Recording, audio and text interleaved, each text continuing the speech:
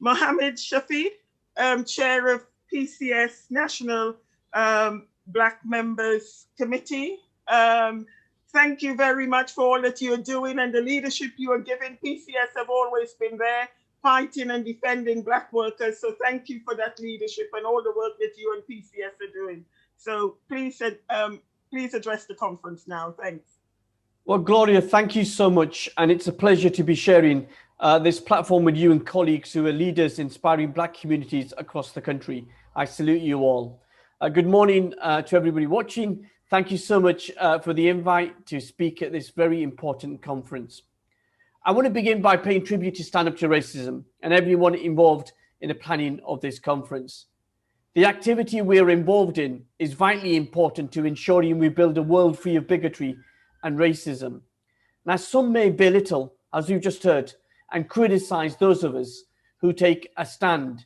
But I know the victims of racism are strengthened by the work of Stand Up to Racism. I salute friends and colleagues across the trade union movement who've made fighting racism at the heart of everything we do. I'm so proud that PCS Union has stood with Stand Up to Racism every step of the way, and we're determined to continue our joint work to ensure our collective vision of a world free of racism can be achieved in our lifetime. And every step that you take, we'll be with you, standing together, united and determined to succeed. And in my union, PCS, tackling racism and underrepresentation has been made a central part of the reorganization plans because we recognize we cannot truly be a successful members-led union until we are representative of our membership. The principles of fighting racism and bigotry is at the heart of the trade union movement, as Kevin said. And I pay tribute to all those in workplaces and communities who are not just walking on the other side, but standing together, united and determined to fight racism. As we gather this year virtually at this important conference, nearly a year after the pandemic began, we've seen Black and Asian communities deeply affected by the virus. Thousands of our communities have lost their lives. Mistrust, a deep mistrust of a government determined to minimize the work of race equality campaigners.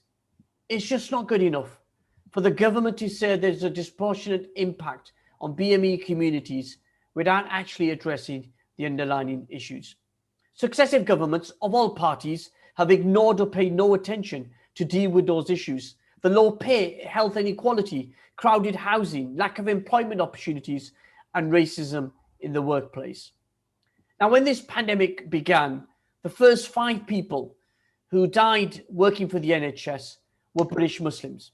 Yet within weeks and months, some on the right deliberately engaged in a campaign of misinformation and lies about British Muslims. Apparently, we were responsible for the spread of the virus. We didn't follow the rules when clearly we were following the guidance as dictated by the government. You see, those that believe in privilege were determined to continue the demonization of minority communities because they couldn't bear seeing communities coming together and having a spotlight on a government that has utterly failed during this pandemic. My union, PCS, led by our DWP president, Martin Kavanagh, and the group executive committee didn't ignore the impact on Black communities last year.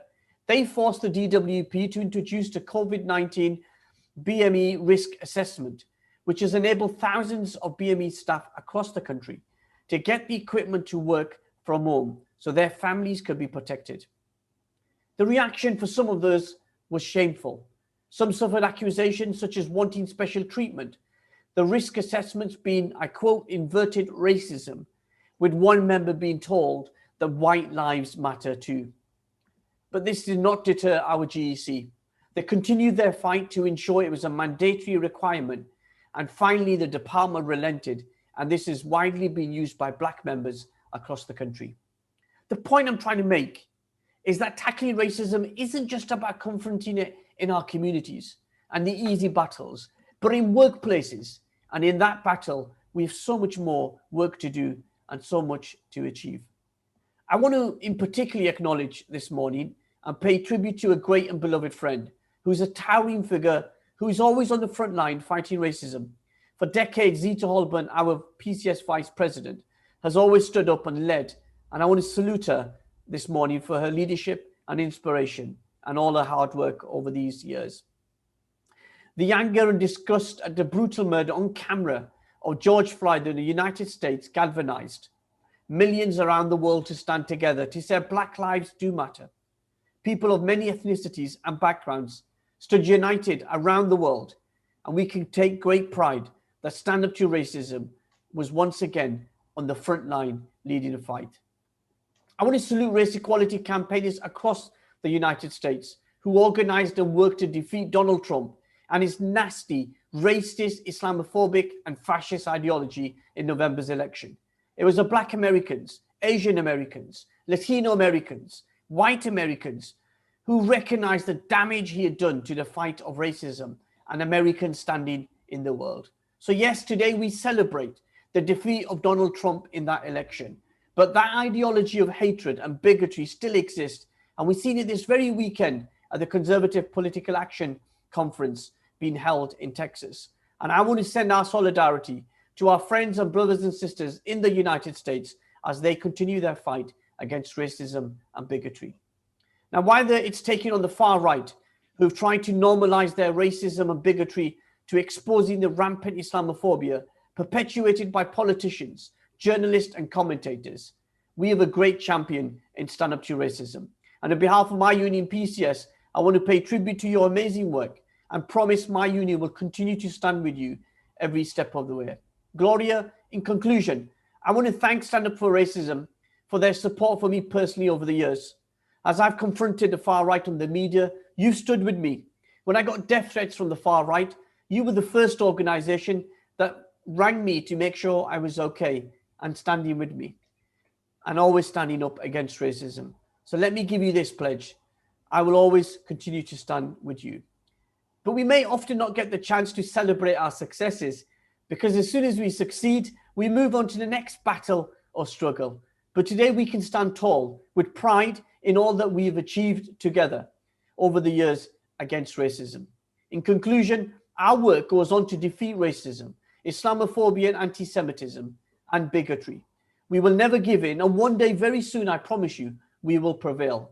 Once again, thank you so much for the honor to address this important conference, and I wish you all the very best for the rest of the day. Thank you so much.